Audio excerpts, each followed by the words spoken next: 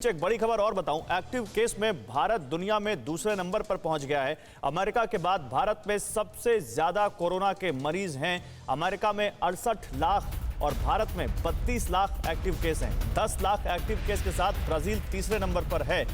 लेकिन डॉक्टर मलिक, एक छोटा सा रिएक्शन इस पर भी। अमेरिका ने तो लगता है काबू पा लिया है।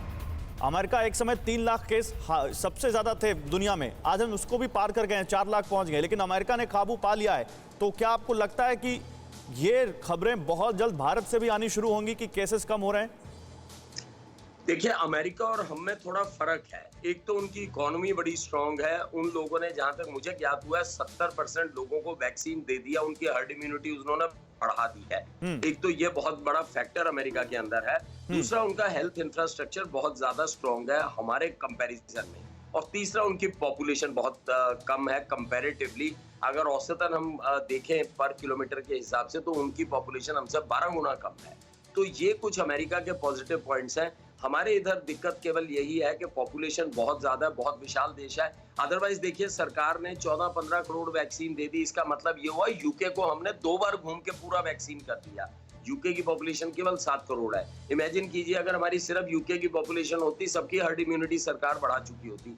लेकिन हमारे यहाँ 1380 मिलियन के देश के अंदर ये समस्या बढ़ी है। और मेरा अभी कंसर्न जो मेन है वो ये है कि अगर लोगों का हजूम जो है वो वैक्सीनेशन सेंटर्स पे लगने लग गया, तो ये सुपर स्प्रेडर इवेंट्स बन सकते हैं।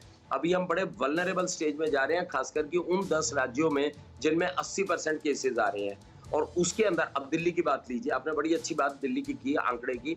दिल्ली में 34% अगर पॉजिटिविटी रेट है। अब 20 लाख लोगों के टेस्ट तो करा के देखिए। 2.5 करोड़ की पॉपुलेशन में हम 70,000 का टेस्ट कराते हैं, 25,000 पॉजिटिव आते हैं। दिल्ली में 25,000 केस, 25,000 केस।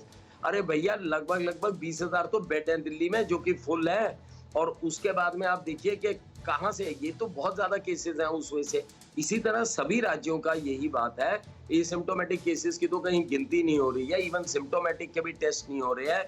और टेस्टों की भी काफी लिमिटेशन है, क्योंकि हमारी पॉपुलेशन बहुत ज्यादा है। तो मेरा चिंता का विषय इस वक्त यही है कि ये हम कम्युनिटी स्प्रेड में जा चुके हैं, लेकिन कहीं मैसिव कम्युनिटी स्प्रेड ना हो जाए इन सुपर स्प्रेडर जगहों से। सपोजिंगली एक जगह पर भी जहां पर वैक्सीनेशन लग रही है, वहां पे ठीक है सर, मैं आता हूं आपके पास। डॉक्टर मलिक, मैं आता हूं आपके पास। जो आप कह रहे हैं वो डेटा और दिखा देता हूं अपने व्यूअर्स को, फिर उसके बाद आपके पास आता हूं। हमारे तमाम सहयोगी भी है, उनके पास भी चलना है, उनसे भी ज़्यादा अपडेट लेना है। लेकिन जल्दी से आपको बिग वॉल पर डेटा दिखा दे कि आखिर आज हम किस स्थिति में खड़े हैं। भारत में एक्टिव केस के मामले में दूसरे नंबर पर पहुंच गया है भारत। कैसे, ये देखिए, अमेरिका जो एक समय सबसे ज्यादा प्रभावित था एक्टिव केस के मामले में, वो अभी भी सबसे ऊपर बना हुआ है। आप देखें यहां पर, ये जो बार अमेरिका की है, लगभग दोगुने से ज्यादा केस अमेरिका में है एक्टिव केसेस। भारत में 32 लाख से ज्यादा एक्टिव केस हैं इस वक्त, जो कि बहुत ज्यादा गंभीर स्थिति बताता है भारत की। उसके बाद नंबर 3 पर ब्राजील आता है, जहां 10 लाख से ज्यादा एक्टिव केसेस हैं। फ्रांस में 9 लाख से ज्यादा, और कोलंबिया में बात करें तो 1,16,000 से ज्यादा एक्टिव केसेस हैं।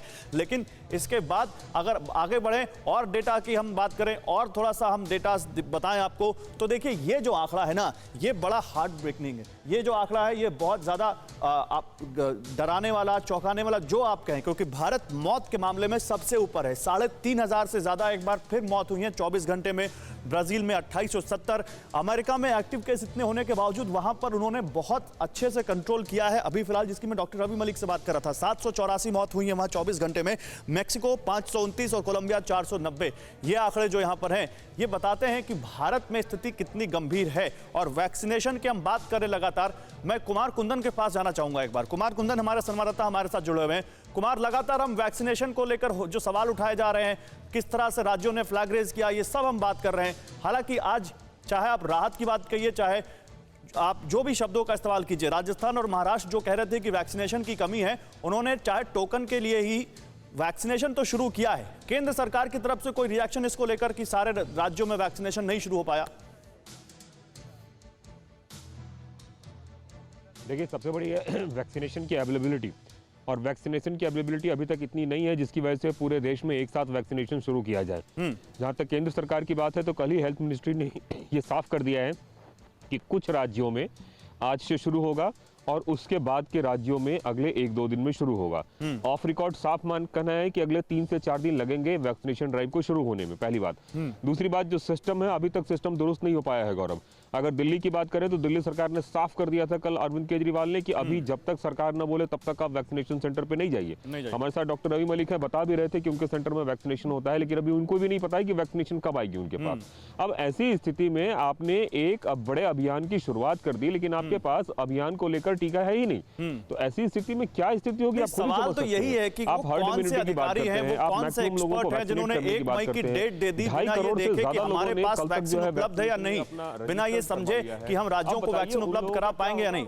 फिक्र आपकी, सोमवार से शुक्रवार रात 9 बजे सिर्फ TV9 भारतवर्ष पर।